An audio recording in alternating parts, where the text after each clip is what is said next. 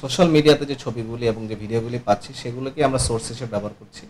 Video দেখে চিহ্নিত করা হচ্ছে ছাত্র জনতার আন্দোলনে গুলি চালানো ব্যক্তিদের। এরই মধ্যে ধরা পড়েছে কয়েকজন। জব্দ করা হচ্ছে দেশি বিদেশি অস্ত্র ও গুলি।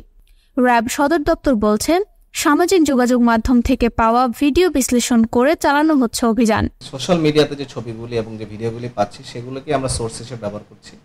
পরবর্তীতে যাচাই বাছাইয়ের মাধ্যমে আমরা তাদেরকে গ্রেফতার করছি এবং এই প্রক্রিয়ায় কিন্তু আমরা অনেকেই শনাক্ত করেছি এবং আশা করছি যে অচিরেই আমরা আরো অনেকেই গ্রেফতার করতে সক্ষম।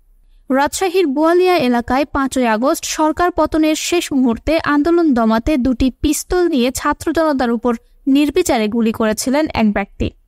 ভিডিও দেখে নিশ্চিত হওয়া যায় তার পরিচয়।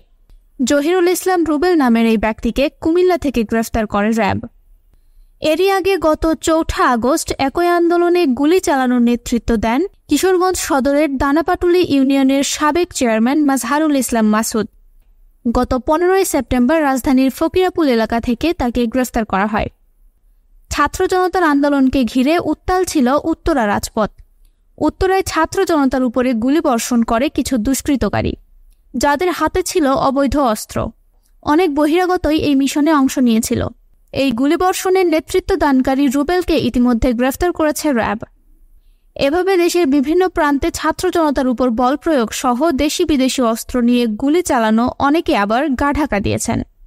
তবে এদের মধ্যে অনেকেই আছেন র্যাবের জালে। এ পর্যন্ত 5 জনেরও বেশি দুষ্কৃতকারীকে গ্রেফতার করেছে র্যাব।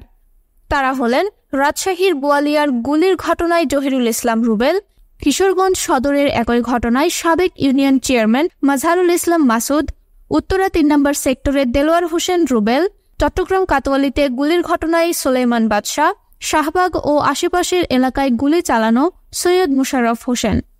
সামাজিক যোগাযোগ মাধ্যমে ভাইরাল ভিডিও থেকে অভিযুক্তদের শনাক্ত করা হয়েছে এবং আরো অনেক ধরনের দেশীয় অস্ত্র নিয়েও কিন্তু তারা মহড়া দিয়েছিল এবং আমরা দেখতে পেয়েছি যে সেগুলো ব্যবহার করে কিন্তু তারা বিভিন্ন জনকে তারা কিন্তু জখম করেছিল এবং তাদেরকে আমরা মোটামুটি শনাক্ত করে ফেলেছি। এখন আমাদের অভিযানগুলি পরিচালনা।